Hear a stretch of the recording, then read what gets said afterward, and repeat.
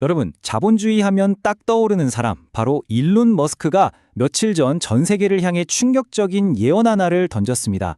마치 자본주의 시스템에 대한 사형 선고처럼 들리는 말이었는데요. 그 엄청난 미래 보고서 지금부터 함께 펼쳐보겠습니다. 네, 들으셨죠? 바로 이 말입니다. 우리가 평생을 바쳐 쫓아왔던 바로 그 돈이라는 개념이 완전히 없어진다는 거예요. 이게 뭐 단순히 현금 대신 카드를 쓴다, 이런 차원의 얘기가 절대 아닙니다. 이 예언이 얼마나 무게감 있는지 알려면 이 숫자를 먼저 보셔야 합니다. 1,000조 원. 와, 감이 오시나요? 대한민국 1년 예산의 2배나 되는 돈을 개인 한 명이 가지고 있는 시대. 바로 그 주인공 머스크의 재산이죠. 돈으로 세상을 쥐락펴락하는 그 사람이 이제 돈의 종말을 이야기하고 있는 겁니다. 에이, 또 시작이네. 하고 비웃는 분들 분명 계실 거예요. 하지만 이 타임라인 한번 보세요. 과거에 머스크가 이런 미친 소리를 할 때마다 세상은 소름 돋게도 정확히 그 방향으로 흘러갔습니다.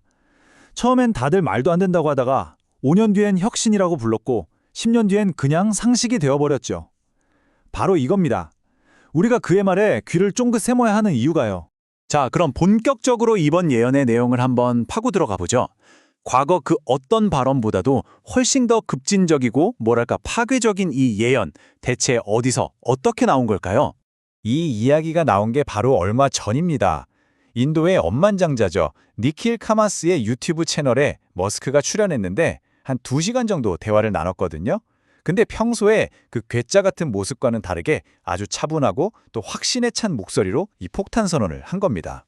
돈이 사라진다. 뭐 알겠습니다. 근데 이걸 듣는 모든 사람의 머릿속에 딱 떠올릴 질문은 바로 이거겠죠. 그래서 그게 대체 언젠데? 바로 이겁니다. 머스크의 대답은 와, 이건 진짜 전 세계 경제학자들 심장이 쿵 하고 내려앉았을 겁니다. 3년, 딱 3년이라고 했어요. 늦어도 2028년이나 2029년이면 수천 년 동안 인류를 지배해온 이 화폐 시스템이 완전히 붕괴될 수 있다는 겁니다. 지금 우리가 넣은 적금 만기가 겨우 돌아올 그 짧은 시간 안에 말이죠. 아니, 도대체 무슨 근거로 이렇게까지 엄청난 주장을 하는 걸까요? 머스크의 논리를 따라가려면 경제학의 가장 기본이 되는 원칙부터 다시 짚어봐야 합니다. 바로 희소성이라는 개념이죠. 여러분, 우리가 왜 돈을 벌려고 이렇게 아등바등 할까요? 간단해요. 내가 갖고 싶은 건 너무 많은데 세상의 물건은 한정되어 있으니까요. 바로 이 희소성 때문에 교환 수단인 돈이 힘을 갖는 거거든요. 사실상 우리의 모든 경제 시스템은 이 원칙 위에 세워져 있는 셈입니다. 그런데 말이죠. 이 표를 한번 보세요. AI랑 휴머노이드 로봇이 바로 그 희소성의 대원칙을 그냥 산산조각 내버릴 거라는 겁니다. 로봇은요, 잠도 안 자고 밥도 안 먹고 휴가도 필요 없고 불평도 없어요. 그냥 24시간 365일 물건을 찍어내는 겁니다. 생산의 공식 자체가 완전히 깨져버리는 순간이 오는 거죠. 자, 이렇게 공급이 수요를 그냥 압도적으로 찍어 눌러버리면 가격은 어떻게 될까요? 당연히 폭락하죠. 아니, 폭락을 넘어서 거의 0에 수렴하게 될 겁니다. 바로 이게 머스크가 예고한 하이퍼 디플레이션입니다. 물건이 너무 흔해서 길가에 그냥 널려있는 세상이 온다는 거죠. 머스크는 바로 이 지점을 정확히 짚어냅니다. 물건이 거의 공짜로 풀리는 세상에서 내 통장에 10억 원이 찍혀 있는 게 도대체 무슨 의미가 있겠냐는 거죠. 노동이 필요 없고 나눠줄 물건은 무한하다면 노동 분배를 위한 데이터베이스, 즉 돈은 그냥 쓸모가 없어지는 겁니다. 자, 근데 여기서 우리는 한 걸음 더 깊이 들어가 봐야 합니다. 머스크의 진짜 속내가 뭘까? 왜 하필 지금 3년이라는 시한부 선고를 내렸을까요? 이게 단순한 기술 발전 이야기가 아니라 어쩌면 이 붕괴 직전의 금융 시스템을 구하기 위한 거대한 계획의 일부일지도 모릅니다. 현재 자본주의 시스템은 사실 이미 시한부 상태나 마찬가지예요. 이 표 좀 보세요. 미국의 국가 부채가 36조 달러, 우리 돈으로 계산하면 약 5경 원이 넘습니다.